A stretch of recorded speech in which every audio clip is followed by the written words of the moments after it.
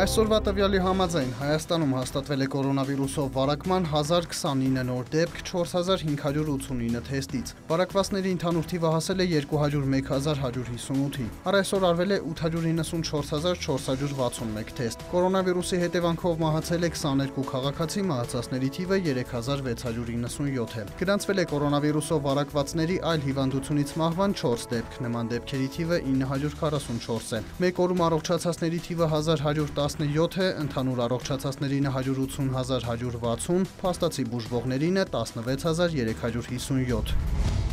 Վարչապետ Նիկոլ Փաշինյանը տեսազանգ է ունեցել վերակառուցման և զարգացման Եվրոպական բանկի նախագահ Օդիլ Ռենո Բասոյի հետ։ Փաշինյանը գոհունակությամբ նշել է, որ 2020 թվականին Հայաստանում ՎԶԵՊ ներդրումային պորտֆելի ծավալը կազմել է 160 միլիոն եվրո, որը տարեկան ամենամեծ փաթեթն է գործընկերության ամբողջ ժամանակահատվածում։ Վարչապետն ընդգծել է, որ Հայաստանը ջանք չի խնայում Ադրբեջանի սանձազերծած ռազմական ագրեսիայի պատճառով Արցախում հումանիտար խնդիրները լուծելու ուղղությամբ, բայց պակաս կարևոր չէ միջազգային հանրության ֆինանսական կառույցների արձագանքը հումանիտար ճգնաժամին։ Վարչապետն անդրադարձել է նաև տարածաշրջանային հաղորդակցության ուղիների ապաշրջափակմանը, նշելով, որ ենթակառուցվածքների վերաբացումը հեռանկարային կարող է լինել համատեղ ծրագրերի համար։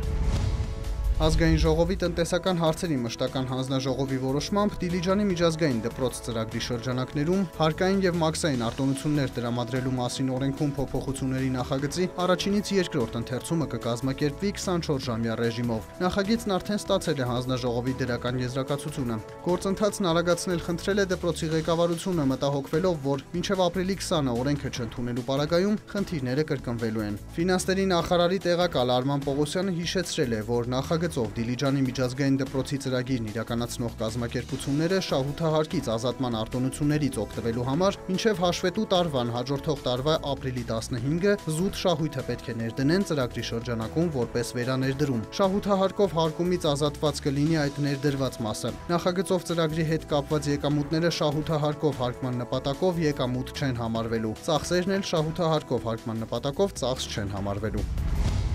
Պետական եկամուտների կոմիտեն բացահայտել է տնտեսական գործունեության դեմ ուղղված հանցագործություն, երկու ընկերություն լիցենզավորման ենթակա ձեռնարկատիրական գործունեությունն իրականացրել են առանց լիցենզիայի և հարկեր չեն վճարել։ Մասնավորապես ընկերություններն առանց համապատասխան լիցենզիայի Հայաստանի տարածքից կազմակերպել են ինտերնետ շահումով խաղերի օնլայն հեռարձակումներ։ Ընկերությունները հարկային մարմնին ներկայացրած եկամտային հարկի և սոցիալական վճարի ամսական հաշվարկներում պակաս են հայտարարագրել խաղավարներին վճարված աշխատավարձերը։ Արդյունքում նախնական հաշվարկով պետությանը պատճառվել է առանձնապես խոշոր չափի շուրջ 24 միլիոն դրամ վնաս, իսկ լիցենզավորման ենթակա ձեռնարկատիրական գործունեությունն առանց լիցենզիայի իրականացնելու արդյունքում 600 միլիոն դրամի վնաս։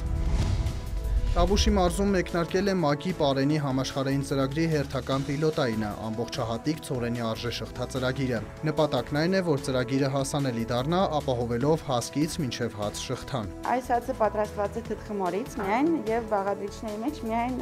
ալուրը, ջուր եւ թթխմոր եւ աղ, ոչինչ ուրիշ չենք ավելացնում եւ հում վիճակում այս խմորը կարա պահպանվի մոտ 40 ժամ, 3 օր նաեւ եւ թխելուց հետո այս հացերը չեն փչանում եւ մոտ 1 ամիս չի կորցնում եւ համային հատկությունները։ Ծրագրի մի բաղադրիչն էլ Տավուշում մի քանի օր տևած ինտերակտիվ գործնական դասընթացներն էին, որին մասնակցում էին մարզի 30-ից ավելի համայնքային հացագործները, դպրոցների խոհարարները, պարզապես առողջ սննդի ջատագովները։ Ամբողջական ցորենի արժեշղթան սկսվում է կանաչ ծիլերից։ Ծրագիրը մարզի գյուղացիներին տրամադրել է ցորենի բարձրորակ սերմացու եւ պարարտանյութ։ Սարի գյուղում 44 հեկտար ցանք է կատարվել։ Մոտ 1 տարի առաջ Դիլիջանում բացված կարի արտադրամասն ընդլայնվել է։ Բիզնեսը հիմնել է Ռուսաստանից վերադարձած գործարարը։ Նա միաժամանակ մի քանի խնդիր է լուծում։ Ձեռնարկությունը թե ներքին շուկայի պահանջարկն է սպասարկում, թե աշխատատեղեր է ստեղծում։ Այս պահին մենք արտադրում ենք գարանային բաճկոներ և կիսաբաճկոներ։ Փորձը կար, Բագրատը եղբոր հետ նույն գործը հաջողությամբ անում էր Ռուսաստանում։ Ծրագրերը գուցե հավակնոտ են, բայց իրագործելի։ Մեր պլանների մեջ մտնում է, որպեսզի Հայաստանում արտադրությունը նույնպես վերենք հասցնենք նման մակարդակի, շատ ենք ցանկանում, որպեսզի այնքան արտադրանք արտադրենք, որպեսզի սկսենք արտահանումը ԵԱՏՄ պետություններ, մասնավորապես իհարկե առաջերտն Ռուսաստան։ Ձեռնարկատերն ասում է, եթե համավարակը չխանգարեր, հիմա 8-ի փոխարեն կլիներ 20-ից 30 աշխատատեղ։ Կա նաև փորձառու դերձակների պակաս։